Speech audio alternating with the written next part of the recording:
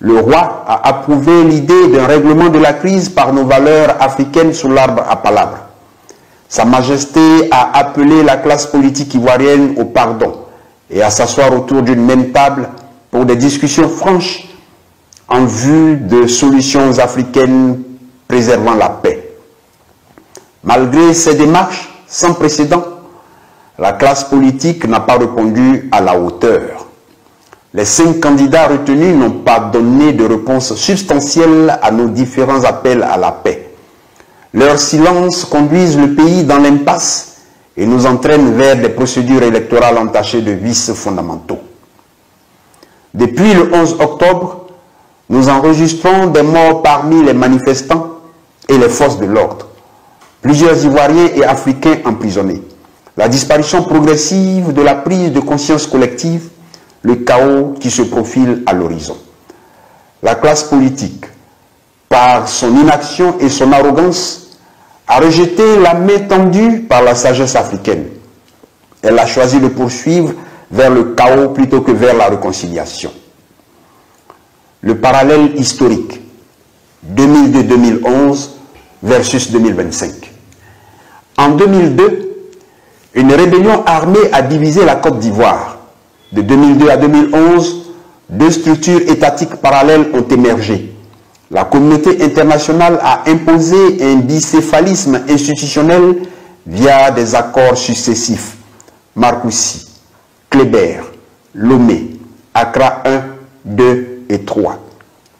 La légitimité provenait exclusivement des accords politiques internationaux, non d'une légitimité démocratique incontestable.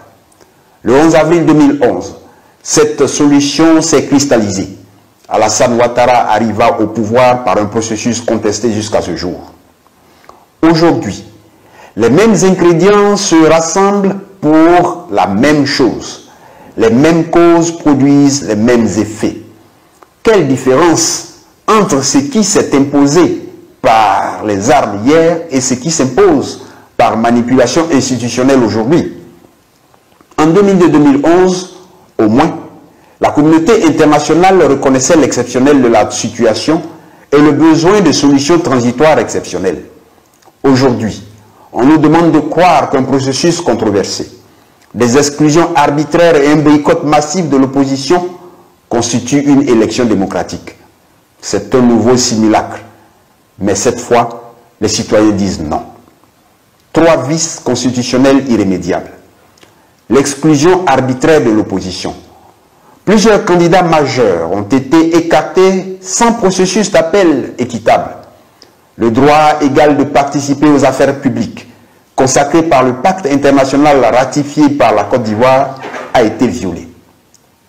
L'absence totale de consensus civique. Pour la première fois, les grands partis d'opposition boycottent massivement. Les leaders religieux questionnent le scrutin. Les autorités traditionnelles africaines expriment des réserves. La diaspora manifeste son scepticisme. Un mandat anticonstitutionnel. La candidature pour un 4e mandat viole nos fondamentaux constitutionnels et s'impose contre l'esprit de limitation du pouvoir exécutif. Conséquence irréfutable, un gouvernement issu de ce processus n'est pas légitime. C'est un gouvernement contesté, fragile, générateur d'instabilité régionale. L'appel à l'unité nationale. Aux citoyens ivoiriens et à la diaspora. Frères et sœurs, nous sommes à un carrefour. Vous pouvez choisir la capitulation ou la résistance civique, constitutionnelle et pacifique. Nous vous appelons à exiger la légitimité auprès de vos institutions.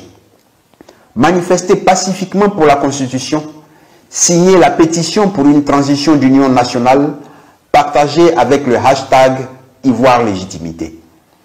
À la diaspora dans son ensemble, amplifiez ce message auprès du monde. Interpellez vos médias et représentants diplomatiques. L'Afrique doit être entendue. Aux femmes, aux jeunes, aux religieux, vos enfants méritent une mère patrie légitime, pas une mère patrie confisquée par l'arbitraire institutionnel. Vous êtes nés après 2002, aviez le droit de grandir dans une démocratie pacifiée, pas reconstruite en permanence par des simulacres électoraux. Levez-vous, religieux, imams, évêques, pasteurs et chefs traditionnels, votre appel moral est attendu. Nous vous avons vu questionner, maintenant guidez-nous vers la justice et non vers la complaisance.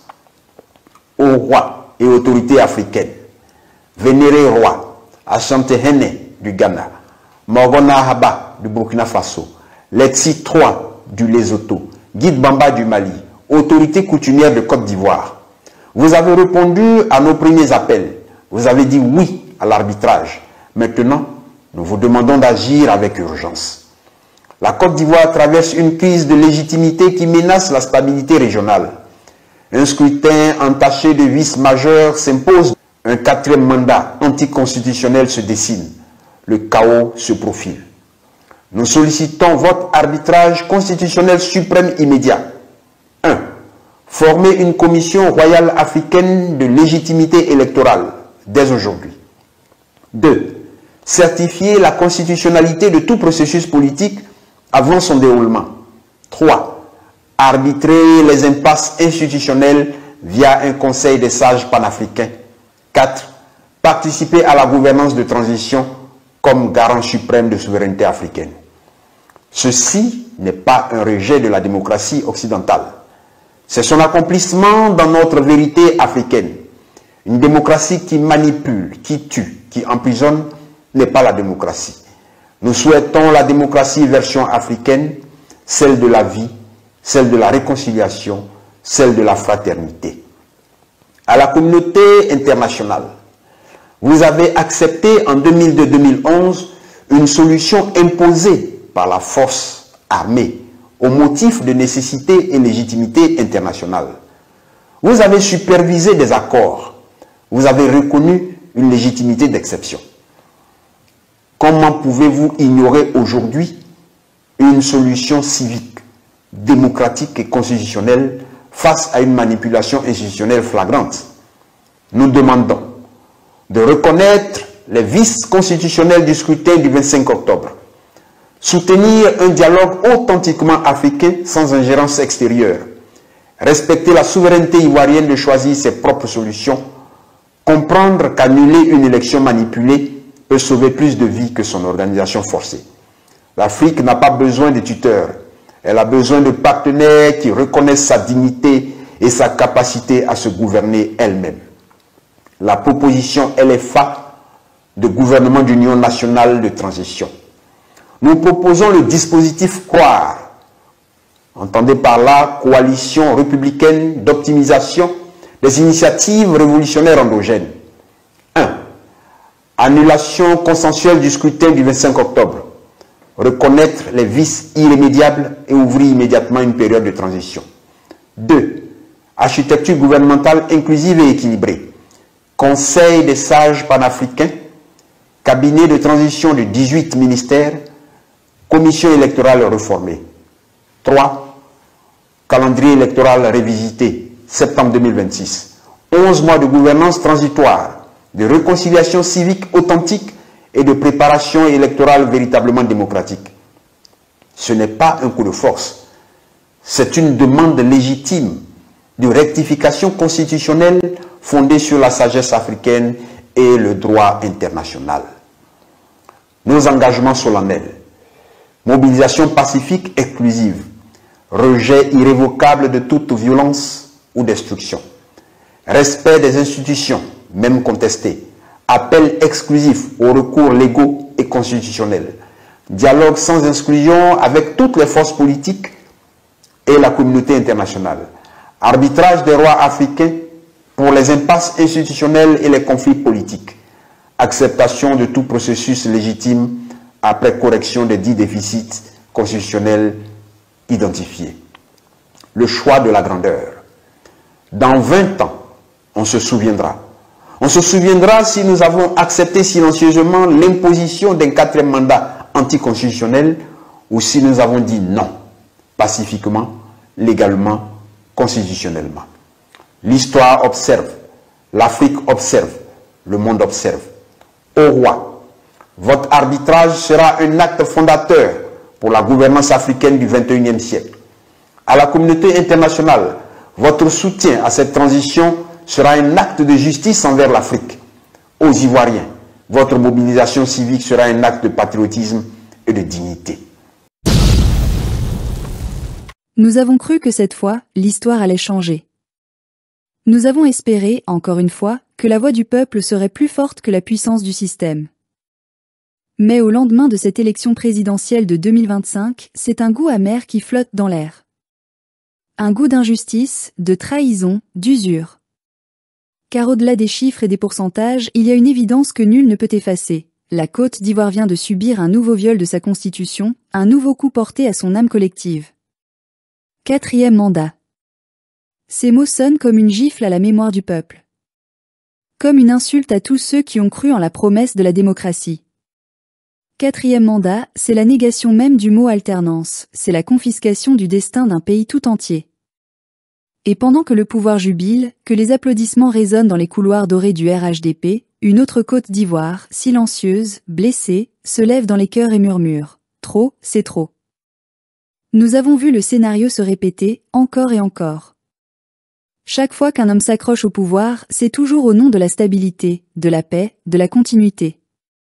Mais quelle paix peut naître de la peur? Quelle stabilité peut venir du mépris? On ne construit pas la réconciliation en écrasant la voix de ceux qui pensent autrement. On ne bâtit pas un pays en étouffant la jeunesse dans la pauvreté pendant qu'une minorité se partage les richesses et les honneurs.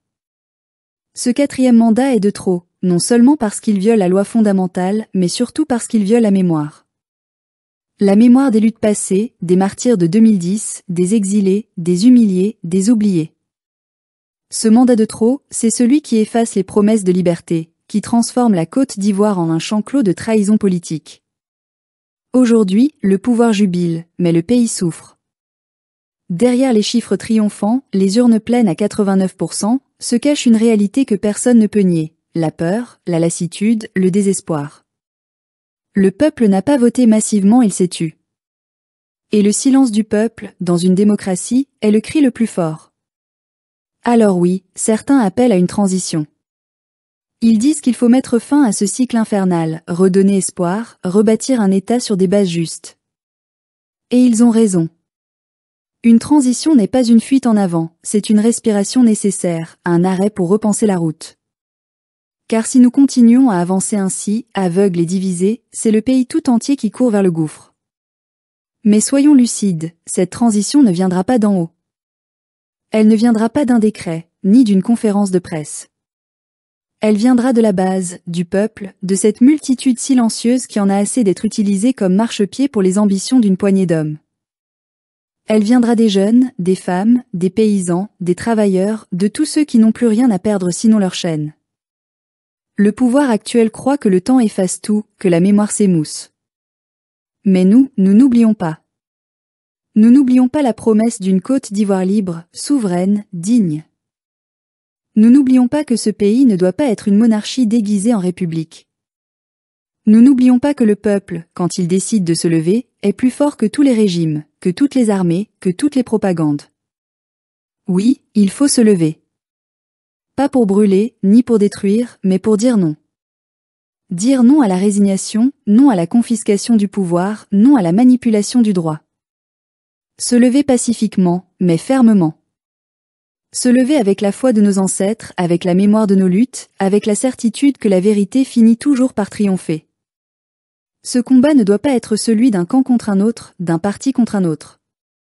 Il doit être celui du peuple contre l'injustice. Car aujourd'hui, le vrai clivage n'est plus entre le RHDP et l'opposition, mais entre ceux qui profitent du système et ceux qui le subissent. Entre ceux qui trahissent la nation pour des privilèges et ceux qui la portent sur leurs épaules chaque jour, dans le silence et la dignité. Nous avons trop attendu que le changement vienne d'un leader. Mais les leaders, trop souvent, finissent par trahir la cause ou s'enfermer dans des calculs personnels. Le changement, cette fois, doit venir de nous. De cette conscience collective qui s'éveille peu à peu, de cette jeunesse qui ne veut plus fuir, de ces voix qui refusent de se taire. Car la Côte d'Ivoire n'appartient pas à un homme, ni à un parti, ni à une génération. Elle appartient à son peuple. Et ce peuple, même affaibli, même divisé, porte encore en lui une puissance que nul pouvoir ne peut contenir, celle de la dignité retrouvée. Alors oui, ce 4e mandat est de trop. Oui, il faudra résister. Non pas avec la haine, mais avec la vérité. Non pas avec la violence, mais avec la conviction que notre avenir mérite mieux que la répétition éternelle du passé. Nous n'avons plus peur. Nous n'avons plus confiance en ceux qui se disent nos sauveurs mais se nourrissent de nos souffrances. Nous croyons encore en cette idée simple, profonde, indestructible. La Côte d'Ivoire peut renaître, mais elle renaîtra seulement quand le peuple reprendra la parole et que la justice remplacera la peur. Nous ne voulons plus être les spectateurs de notre propre humiliation. Nous voulons être les auteurs de notre avenir. Et cet avenir ne se construira pas avec ceux qui ont trahi la Constitution, mais avec ceux qui ont encore le courage de croire en la justice. Nous voulons une Côte d'Ivoire réconciliée, pas une Côte d'Ivoire muselée. Une Côte d'Ivoire libre, pas une Côte d'Ivoire soumise à des intérêts étrangers. Alors que le pouvoir se prépare, la peur a changé de camp. Le peuple ivoirien, qu'il soit pro-Gbagbo, pro-Simone ou sans parti, commence à comprendre que la vraie lutte n'est plus entre les hommes politiques, mais entre la vérité et le mensonge, entre la liberté et la soumission. Et dans ce combat, aucune armée, aucune manipulation médiatique ne pourra étouffer la voix d'un peuple debout. Nous ne voulons pas la guerre. Nous voulons la justice. Nous ne voulons pas la vengeance. Nous voulons la vérité. Nous ne voulons pas renverser pour remplacer. Nous voulons bâtir pour réparer. Et si le régime en place refuse d'écouter, alors l'histoire s'en chargera. Car l'histoire, elle, finit toujours par juger ceux qui ont confisqué la voix du peuple.